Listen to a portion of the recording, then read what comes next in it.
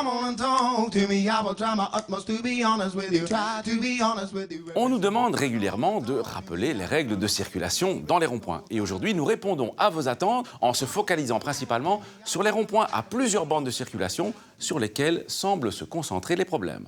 Commençons par rappeler qu'on n'a pas la priorité en abordant un rond-point, comme le rappelle la signalisation en place. Cela veut dire qu'il faut aborder le rond-point à une vitesse modérée pour pouvoir s'arrêter à temps. Et cette priorité en accédant à un rond-point, vous la devez à tous les usagers qui y circulent déjà.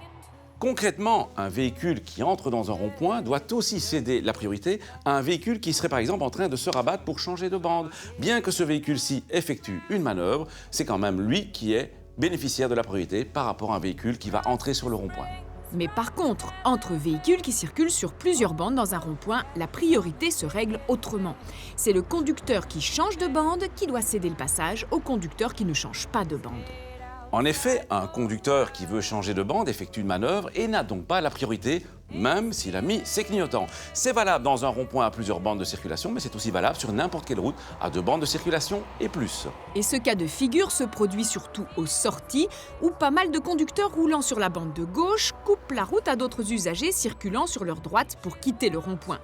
En plus de ne pas bénéficier de la priorité, le conducteur qui quitte un rond-point de cette manière commet d'office une infraction, puisqu'il faut en principe serrer à droite au préalable avant de virer à droite. Et cette règle, qui est généralement bien respectée dans la plupart des carrefours, l'est beaucoup moins dans les ronds-points, sans doute à cause de leur forme circulaire, et c'est à la base de nombreux accrochages. C'est pourtant à cause de cette règle qu'on recommande de ne pas rentrer dans un rond-point par la bande de gauche si c'est pour sortir à midi ou à 15h, car dans ce cas, vous n'avez pratiquement jamais le temps d'effectuer proprement votre manœuvre pour serrer à droite.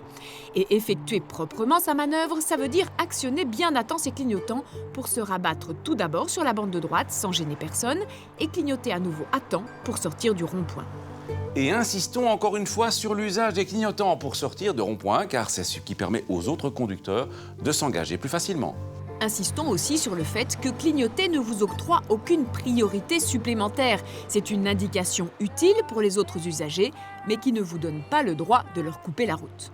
Une autre question qui nous est parfois posée, c'est de savoir si l'arrêt et le stationnement sont autorisés dans les ronds-points. Le code de la route ne dit rien de particulier à ce sujet, mais ça ne veut pas dire que vous pouvez faire ce que bon vous semble, car bien entendu, les règles générales s'appliquent aussi dans les ronds-points. Et notamment la règle qui stipule qu'il est interdit de mettre un véhicule à l'arrêt ou en stationnement, là où cela peut constituer un danger ou une gêne pour les autres usagers, ce qui sera le cas en vous garant dans la plupart des ronds-points. Bref, sauf aménagement prévu par le gestionnaire de voirie, il vaut mieux éviter de se ranger sur un giratoire. D'autant plus que les ronds-points sont fréquentés par des poids lourds et que ceux-ci ont souvent besoin de plus de place pour manœuvrer. C'est d'ailleurs pour ça, et ce sera notre dernier conseil, que nous vous recommandons de ne pas dépasser des véhicules longs dans les ronds-points, car ceux-ci débordent régulièrement sur plusieurs bandes de circulation.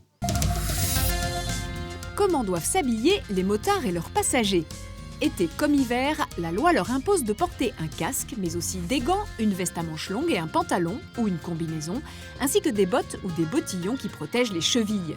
Le casque doit être homologué pour la moto.